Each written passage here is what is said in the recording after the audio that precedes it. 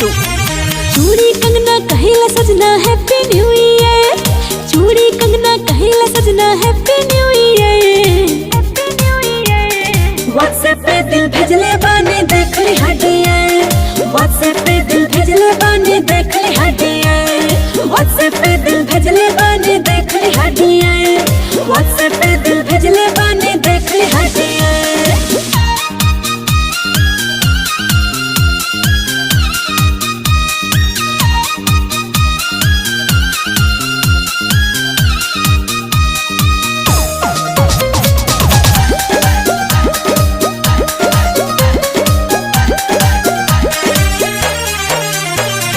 तोहरी लाजी हिले हम तोहरे पा मारी ले, तू का जन्म प्यार तो है कितना करी ले।